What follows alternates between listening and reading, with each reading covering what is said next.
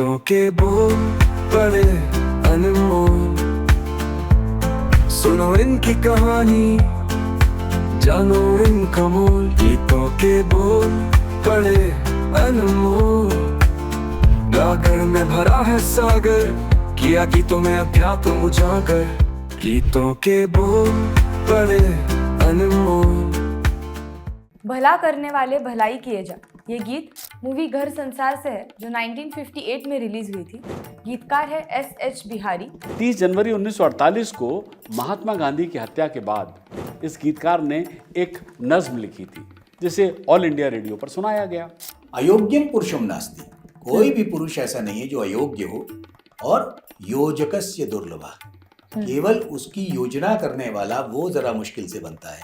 प्रणाम और एक बार फिर तहे दिल से स्वागत है आप सभी का विश्व शांति दर्शन के प्लेटफॉर्म पर। विज्ञान, अध्यात्म और विश्व शांति के इस मंच के जनक हैं विश्व शांति के उपासक, विश्वधर्मी प्रोफेसर डॉक्टर विश्वनाथ कराड़। आप देख रहे हैं गीतों के बोल बड़े अनमोल, और हम ढूंढ रहे हैं हिंदी फिल्मी गीतों में छुपे हुए अध्यात्म को। गीतों में छुपे हुए अध्यात्म की तरह आज मैं आपसे गीतकार का नाम छुपा रहा हूं, लेकिन उसके द्वारा लिखे गीतों की झलक दिखा देता हूं जिन्हें हम और आप रोज ही गुनगुनाते हैं। मेरी जान तुम पे सदके, एहसान इतना कर दो, मेरी जिंदगी में अपनी चाहत का रंग भर दो।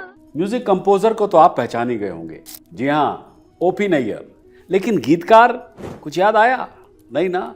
1922 में बिहार के आरा में जन्मे इस गीतकार ने ग्रेजुएशन कोलकाता के प्रेसिडेंसी कॉलेज से किया था। अपने कॉलेज के दिनों से ही मोहन बागान क्लब के लिए फुटबॉल खेलने के साथ साथ उन्होंने कविता लिखना भी शुरू कर दिया था। 30 जनवरी 1948 को महात्मा गांधी की हत्या के बाद इस गीतकार ने एक नज्म लिखी जिसे ऑल इंडिया रेडियो पर उसने सुनाया। नज्म क्या थी? किस मुंह से हम कहेंगे दुनिया से अब दोबारा कि सारे जहां से अच्छा हिंदुस्तान हमारा। ईमान का था सच्चा, भगवान का पुजारी, एक उम्र थी जिसने अपनी जेल में गुजारी। बस 4 गज के टुकड़े पर जिसका था गुजारा, पागल है जिसने ऐसे ऋषि को मारा। म्यूजिक कंपोजर अनिल विश्वास ने जब रेडियो पर गांधी जी की ये श्रद्धांजलि सुनी तो उन्होंने इस गीतकार को बुलाया और फिल्म चिंगारी के लिए गीत लिखने के लिए उसे साइन किया। लेकिन वो बड़ा ब्रेक साबित नहीं हुआ और संघर्ष जारी रहा। ग्रेजुएट होने के बाद उन्होंने कुछ समय के लिए पटना में बाटा शू कंपनी में काम करना शुरू कर दिया, लेकिन कुछ ही समय में उनके अंदर के कवि ने उन्हें सपनों के शहर बंबई में जाने के लिए प्रेरित किया। बंबई में साहू ब्रदर्स शू फैक्ट्री में असिस्टेंट मैनेजर के रूप में काम करते हुए उन्होंने एक मुशायरे में एक गजल पढ़ी जो एक महत्वपूर्ण मोड़ साबित हुई। गजल के बोल कुछ यूं थे: कदम कदम पे यहाँ दिल नशी नज़ारे हैं, मगर ये और बात है कि ये सब के सब तुम्हारे हैं। मेरे जुनून के दामन में खाक भी तो नहीं, तुम्हारे रेशमी आंचल में चांद तारे हैं। तुम्हारे हुस्न को तो हर चीज का सहारा है, तुम्हारे हुस्न को तो हर चीज का सहारा है, और हम एक हैं कि दुनिया में बेसहारे हैं। हमारे वास्ते तूफान छुपा है साहिल में, हमारे वास्ते तूफान छुपा है साहिल में, और तुम्हारे वास्ते मौजों में किनारा है। फाजली ब्रदर्स जिन्होंने उन्हें मुशायरे में गजल पढ़ते हुए सुना, उन्होंने तुरंत उन्हें सुरैया और करण दीवान अभिनीत अपनी आगामी फिल्म दुनिया के लिए सभी गाने लिखने का काम सौंप दिया। मोहम्मद रफी और सुरैया द्वारा गाया गया इस फिल्म का एक गीत उस दौर में सुपरहिट हुआ। क्या था वो? हाय रे तूने ये क्या किया, मुझसे क्या बता दिया, दर्द जो मीठा मीठा था उसे और बढ़ा दिया। हाय ये तूने क्या किया, मुझसे ये क्या बता दिया, दर्द जो मीठा मीठा था और उसे बढ़ा दिया। हाय ये तूने क्या किया। तो चलिए मैं अब आपको उस गीतकार का नाम बता ही देता हूं। हिंदी सिनेमा के स्वर्ण युग के प्रसिद्ध कवि, फिल्म गीतकार शम्सुल हुदा बिहारी, जिन्हें एस.एच. बिहारी के नाम से जाना जाता है, उन्होंने हिंदी फिल्मी गीतों की कुछ उत्कृष्ट कृतियों का निर्माण किया। लोग आज भी उन गानों का आनंद लेते हैं, मगर बहुत कम लोग जानते हैं कि ये गाने एच.एस. बिहारी द्वारा लिखे गए थे। जरा होले होले चलो मोरे साजना, हम भी पीछे हैं तुम्हारे, कैसे भीगी भीगी रुत है सुहानी, कैसे प्यारे नजारे। जैसा कि मैंने आपसे शुरू में जिक्र किया था कि उनके शानदार गीतों के बावजूद शायद ही कोई एच एस बिहारी को याद करता हो। हालांकि कोई भी उनके लिखे गीतों को इतने उत्साह और जुनून के साथ गुनगुनाने से दूर नहीं रह सकता। अजीब बात है कि एस एच बिहारी को वो स्टारडम हासिल ही नहीं हुआ जो कि उस दौर के कुछ गीतकारों को उनके जीवन काल के दौरान उन्हें मिला। स्टार गीतकारों में साहिर लुधियानवी, शकील बदायूनी, कैफी आजमी और काफी हद तक राजेंद्र कृष्ण, हजरत जयपुरी और राजा मेहदी अली खां शामिल हैं। शकील बदायूं की तरह एस एच बिहारी भी बेहद रोमांटिक हैं। उन दोनों ने वामपंथी क्रांतिकारी आग से बचाव किया और अत्यधिक रोमांटिक गाने तैयार किए। ये देख के दिल झूमा, ले प्यार ने अंगड़ाई, दीवाना हुआ बादल, सावन की घटा छाई। ये देख के दिल झूमा, ले प्यार ने अंगड़ाई। एस एच बिहारी का जीवन निरंतर उतार चढ़ाव और बेहद संघर्षों से भरा रहा। उन्हें आर्थिक समस्याएं थीं और अपने बच्चों को खोने जैसी व्यक्तिगत त्रासदियों का भी उन्हें सामना करना पड़ा, लेकिन उन्होंने कभी भी अपनी कठिन और अशांत परिस्थितियों को अपने काम पर प्रभावित नहीं होने दिया, क्योंकि वो अब तक लिखे गए सबसे रोमांटिक गीतों में कुछ के साथ जुड़ने में वो हमेशा की तरह कामयाब रहे। मुंबई में बसों की यात्रा करते समय, स्टूडियो और घर जाते समय एस एच बिहारी कभी कभी बस टिकट के पीछे मुखड़ा लिख देते थे और फिर बाद में घर लौटने पर वो अंतरा लिखकर गीत पूरा करते थे।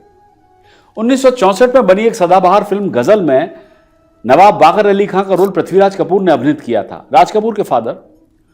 उस फिल्म की एक पंक्ति थी, एक डायलॉग था, एंड आई कोट, ये मेरा यकीन ही नहीं बल्कि मेरा ईमान है कि जो अल्लाह को नहीं मानता वो अच्छी गजल कह नहीं सकता, अनकोट।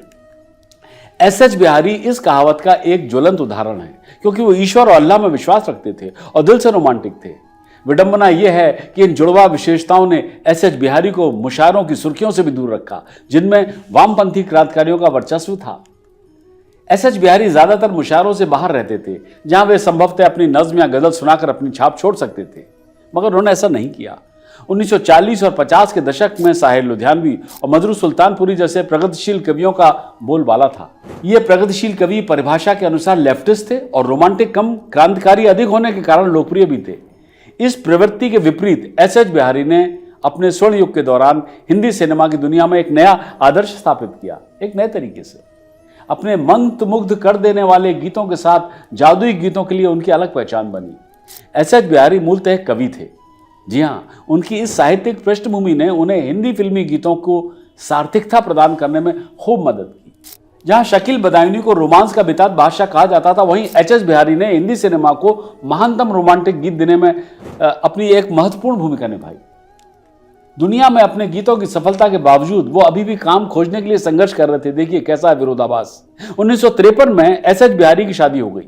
अपनी शादी से पहले उन्होंने कविता लिखी थी, तुम्हें अपना साथी बनाने से पहले मेरी जान मुझको बहुत सोचना है।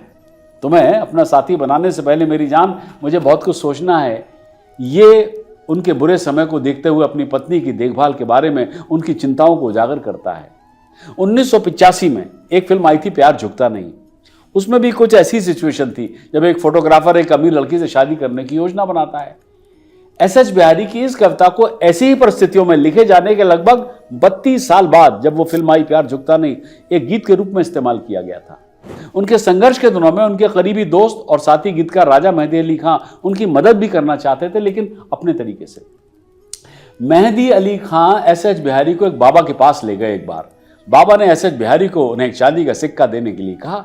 कवि ने सोचा कि यह तो बाबा को दी जाने वाली फीस है, लेकिन बाबा ने उस चांदी के सिक्के को ताबीज के रूप में कवि पर बांध दिया और उन्हें आश्वासन दिया कि सब ठीक हो जाएगा। समय बीतता गया, लेकिन उनकी परेशानियां कोई कमी नहीं आई। एक दिन एस एच बिहारी प्रसिद्ध निर्माता शशधर मुखर्जी, जिन्हें एस मुखर्जी भी कहा जाता था, उनसे मिलने फिल्मिस्तान स्टूडियो गए। सुबह से लेकर दोपहर तक वो अपॉइंटमेंट लेने के लिए अपनी बारी का इंतजार करते रहे, लेकिन कोई फायदा नहीं हुआ। अंत में भूखे एस एच बिहारी ने चांदी का वो सिक्का निकाला और भोजन करने के लिए सड़क पार करके फिल्मिस्तान स्टूडियो के सामने एक रेस्टोरेंट में चले गए। जैसे ही वो रेस्टोरेंट से बाहर निकले, एक व्यक्ति एस मुखर्जी से मिलने के लिए एस एच बिहारी को बुलाने के लिए दौड़ता हुआ आया। जब तक चांदी का सिक्का तावीज के रूप में उनके पास रहा, लेडी लक उन पर नहीं मुस्कुराई, पर जैसे ही चांदी का सिक्का खर्च हुआ, उनकी किस्मत बदल गई। जबकि चांदी के सिक्के का रहस्य अभी तक सुलझा नहीं था, एस.एस. मुखर्जी ने 1954 में बनी अपनी अगली फिल्म के लिए गीत लिखने के लिए एस.एच. बिहारी को साइन किया। उनके द्वारा लिखे गए कम से कम 2 गीतों में मुखड़े में चांद था। एक गीत था देखो वो चांद छुप के करता है क्या इशारे, और दूसरा गाना था न ये चांद होगा न ये तारे रहेंगे मगर हम हमेशा तुम्हारे रहेंगे। जी हाँ, एस.एच. बिहारी ने लिखा। 1958 में फिल्म घर संसार रिलीज हुई जिसमें एस.एच. बिहारी ने गीत लिखे थे। तो आज ढूंढते हैं अध्यात्म इसी फिल्म के गीत में, जिसके बोल हैं भला करने वाले भलाई किए जा।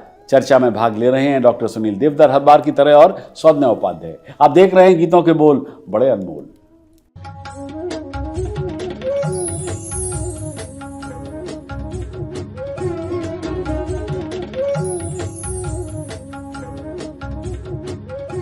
नमस्कार, स्वागत है आपका विश्व शांति दर्शन चैनल पर। आप देख रहे हैं गीतों के बोल बड़े अनमोल।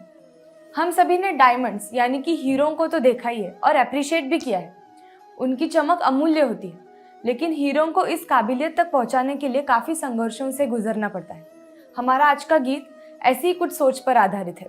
गीत है भला करने वाले भलाई किए जा। ये गीत मूवी घर संसार से है जो 1958 में रिलीज हुई थी। गीतकार है एस.एच. बिहारी। आज हमारे साथ मौजूद है डॉक्टर सुनील देवधर जी, जिनके पुस्तक बड़े अनमोल गीतों के बोल, इस पर हमारा प्रोग्राम आधारित है। नमस्ते सुनील जी। नमस्कार। स्वागत है आपका विश्व शांति दर्शन चैनल पर। धन्यवाद। तो सुनते हैं आज का ये गीत। भला करने वाले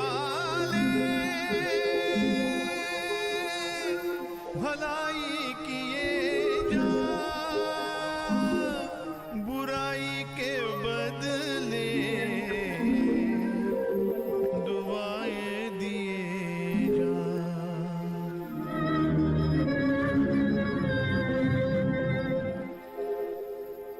भला करने वाले भलाई किए जा, बुराई के बदले दुआएं दिए जा। भला करने वाले भलाई किए जा, बुराई के बदले दुआएं दिए जा। भला करने वाले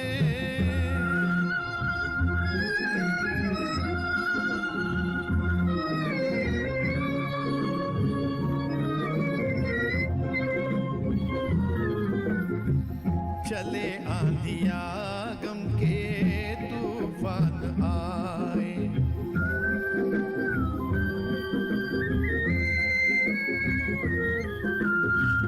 चले आंधिया गम के तूफान आए, तेरे ये कदम डगमगाने न पाए। छूटे दम तो क्या सांस फिर पी लिए जा, बुराई के बदले दुआएं दिए जा। सुनील जी, इस गीत के लिरिक्स बहुत ही इंपॉर्टेंट टॉपिक्स को छेड़ते हैं। आई फील ये गीत एक प्रकार के सुसाइड या फिर सुसाइडल थॉट्स को मिटाने का प्रयत्न करता है। तो आपको क्या लगता है? आपने बहुत अच्छा प्रश्न किया, लेकिन आपके प्रश्न से पहले आपने जो हीरे को तराशने वाली बात की थी, तो वैसे ही हम ये कहते हैं ना कि जो छेनी की चोट सहेगा वो मूर्त बनेगा।